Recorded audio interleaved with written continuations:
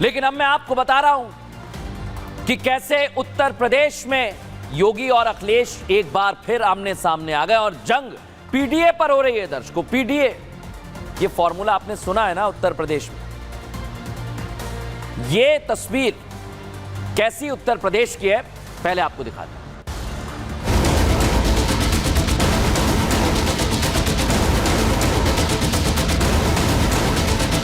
इनका पीडीए क्या है? ये प्रोडक्शन हाउस ऑफ दंगाई एंड अपराधी है। ये पीडीए का फुल फॉर्म क्या निकाला उन्होंने? हमें तो यही नहीं समझ पा रहा, पीडीए में एच कहां से आ गया।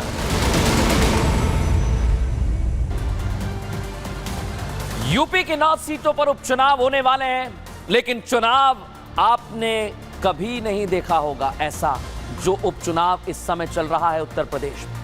ये सामान्य चुनाव नहीं रह गया है दर्शकों, ये नॉर्मल चुनाव से ज्यादा गर्मी वाला चुनाव हो गया है, क्योंकि उपचुनाव में बयानों के तीर चल रहे हैं, तुष्टीकरण का खुला खेल चल रहा है। और यही नहीं, जाति समीकरण के फॉर्मूले तैयार किए जा रहे हैं। समाजवादी पार्टी ने ऐसे ही जाति समीकरण सेट करने के लिए पीडीए का फॉर्मूला दिया था। सपा को लगा कि पीडीए का फॉर्मूला चल जाएगा, लोकसभा में चला है, उपचुनाव में भी जीत दिला देगा, लेकिन बीजेपी भी पीछे नहीं थी। योगी खुद उपचुनाव मैदान में आ गए, कमान संभाले हुए हैं। और यही वजह है दर्शकों, योगी ने अखिलेश के पीडीए वाले फॉर्मूले की हवा निकाल दिया ऐसा लग रहा है, क्योंकि योगी ने अखिलेश के पीडीए वाले फॉर्मूले का फुल फॉर्म बता दिया। अब फुल फॉर्म भी ऐसा जिसे सुनकर किसी के भी कान खड़े हो जाए, क्योंकि योगी ने अखिलेश का पीडीए का full form production house of दंगाई एंड अपराधी बताया। लेकिन इस फुल फॉर्म पर अखिलेश यादव घबरा गए, लेकिन वो रुके नहीं, उन्होंने भी योगी के पीडीए के फुल फॉर्म बताने पर सवाल उठा दिया है। और ये चल रहा है उत्तर प्रदेश में सबसे बड़ा, एक एक करके एक दूसरे पर हमला बोला जा रहा है। दिखाता हूं आपको। पीडीए की बात तो करती है, लेकिन मैं आपको बताऊं इनका पीडीए क्या है। ये प्रोडक्शन हाउस ऑफ दंगाई एंड अपराधी है। ये एक नई परिभाषा इसको हम दे रहे हैं, प्रोडक्शन हाउस ऑफ दंगाई एंड अपराधी। हमारे मुख्यमंत्री अंग्रेजी नहीं जानते हैं। पीडीए का फुल फॉर्म क्या निकाला उन्होंने? अभी सुना होगा, पीडीए का कोई फुल फॉर्म निकाला है उन्होंने। हमें तो यही नहीं समझ पा रहा, पीडीए में एच कहां से आ गया।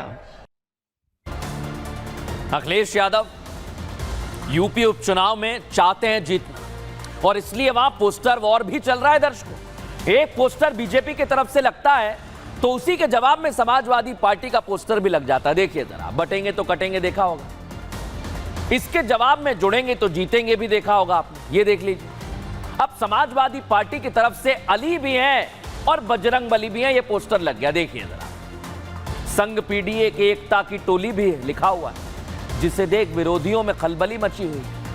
अब ये पोस्टर जैसे ही लगा दर्शकों, सपा के इस पोस्टर का जवाब बीजेपी ने अपने एक पोस्टर से दिया, जिसमें लिखा है अली नहीं बजरंगबली चाहिए।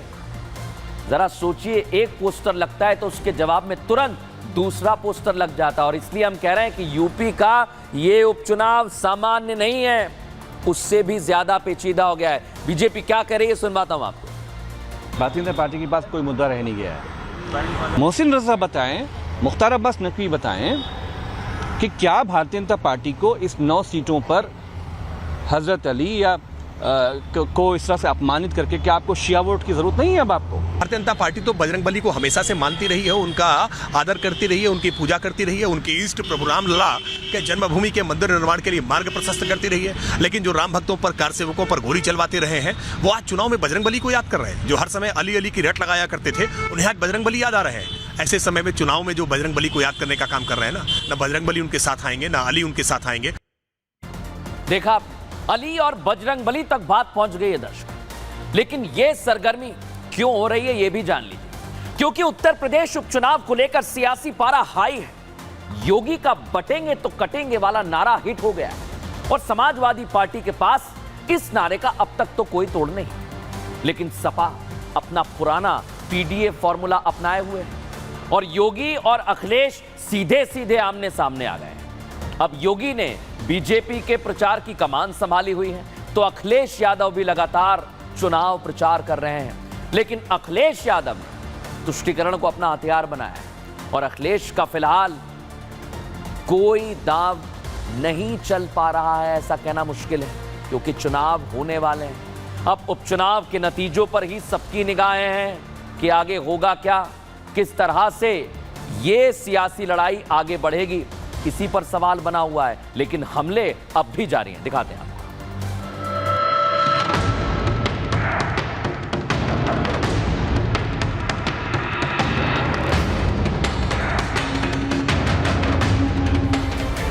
यूपी उपचुनाव के दंगल में सियासी संग्राम बढ़ता जा रहा है।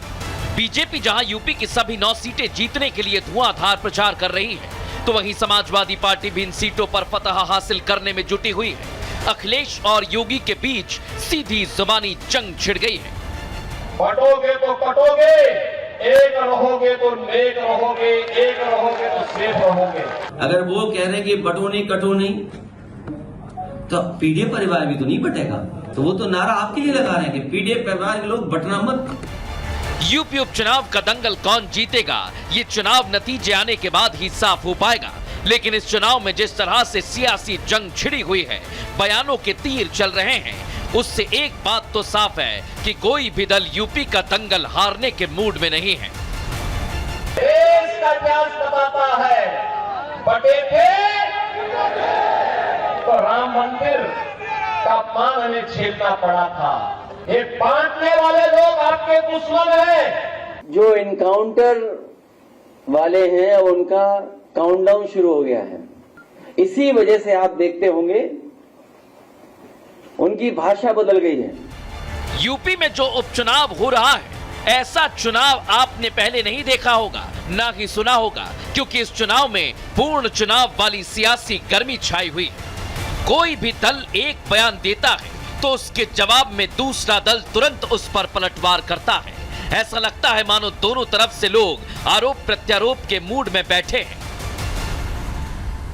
अब सियासत की एक और लड़ाई चल रही है दर्शक। इधर है मल्लिकार्जुन खड़गे, जो योगी आदित्यनाथ को आतंकी वाला बयान देने को लेकर घेर रहे थे, लेकिन आज योगी आदित्यनाथ ने घेरा, जवाब भी दिया, वो भी अपनी स्टाइल में। और उन्होंने बताया कि मैं साधु हूं, संत हूं और मेरे लिए सबसे पहले देश है। लेकिन सोचिए दर्शकों कि ये लड़ाई आखिर क्यों चल रही है। योगी आदित्यनाथ ने आज इतिहास भी बताया।